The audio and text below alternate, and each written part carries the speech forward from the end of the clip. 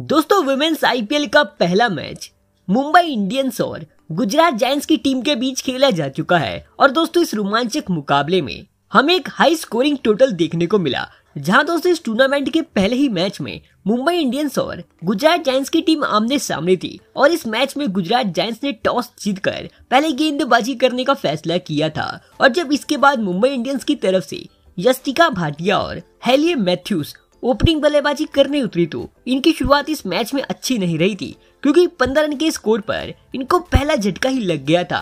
और यासिका भाटिया केवल 1 रन बनाकर आउट हुई थी। लेकिन दोस्तों इसके बाद हेली मैथ्यूज ने आक्रामक बल्लेबाजी करी और वो इस मैच में एक के बाद एक छक्के जड़ रही थी, तो दूसरी तरफ बैटिंग करने नेथ सिल्वरब्रूट उतरी और वो भी इस मैच में कमाल की बल्लेबाजी कर रही थी। लेकिन जहां एक तरफ हेली मैथ्यूज इस मैच में एक के बाद एक छक्के जड़ रही थी, तो तभी दूसरी तरफ मुंबई को दूसरा झटका 59 रन के स्कोर पर लगा और नेटालिया सिल्वरब्रूट 23 रन बनाकर आउट हो गई थी। लेकिन इसके बाद बल्लेबाजी करने कप्तान हरमनप्रीत कौर उतरी और दोस्तों उन्होंने इस मैच में पूरी तरह धागा खोलकर रख दिया था, क्योंकि वो इस मैच में एक के बाद एक चौके जड़कर काफी तेजी से रन बना रही थी और उन्होंने इस मैच में तो अपने तेजी से 50 रन पूरे किए थे। लेकिन इससे पहले हेली मैथ्यूज काफी बड़े बड़े शॉट खेलने के चक्कर में 77 रन के स्कोर पर एशली गार्डनर की गेंद पर क्लीन बोल्ड हो बैठी और हेली मैथ्यूज 31 गेंदों में 47 रन बनाकर आउट हुई थी। जहां इसके बाद बैटिंग करने एमेलिया क्लेयर उतरी थी और वो इस मैच में आते ही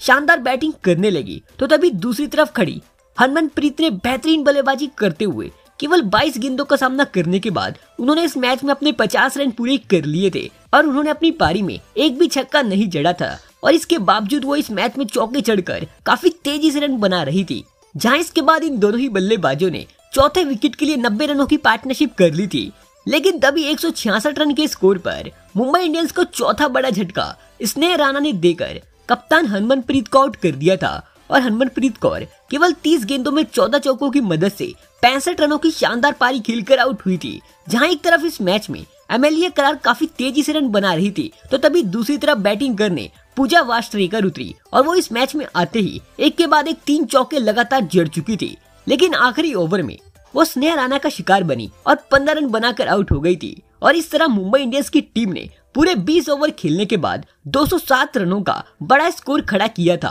5 विकेट के नुकसान पर। तो मुंबई इंडियंस की तरफ से एमेलिया क्लेयर केवल 24 गेंदों में 45 रनों की शानदार पारी खेलकर नॉट आउट रही थी, तो ईशा बोंग 6 रन बनाकर नॉट आउट रही। जहां गुजरात जायंट्स की तरफ से एशली गार्डनर, तनेजा कुनूर और जॉर्जिया वर्हम को एक एक विकेट हाथ लगी थी, तो स्नेह राणा ने 2 विकेट चटकाए थे। तो वहीं अब गुजरात जायंट्स की टीम को ये मैच जीतने के लिए 208 रन बनाने थे और जब इसके बाद गुजरात की टीम टारगेट का पीछा करने उतरी तो उनकी शुरुआत इस मैच में बेहद ही खराब रही, क्योंकि पहले ही ओवर में कप्तान बैद बूनी अपने पैर में कुछ चोट की वजह से रिटायर्ड हट होकर मैदान से बाहर चली गई थी। और दोस्तों इसके बाद तो गुजरात की टीम के एक के बाद एक धड़ाधड़ विकेट गिरने लग गए और गुजरात के 7 विकेट केवल 23 रन के स्कोर पर गिर चुके थे और गुजरात की हालत इस मैच में बेहद ही खराब हो गई थी। तो वहीं दूसरी तरफ मुंबई की तरफ से मुंबई के सभी गेंदबाज इस मैच में काफी तगड़ी गेंदबाजी कर रहे थे और इस मैच में गुजरात की पूरी तरह हालत खराब हो गई थी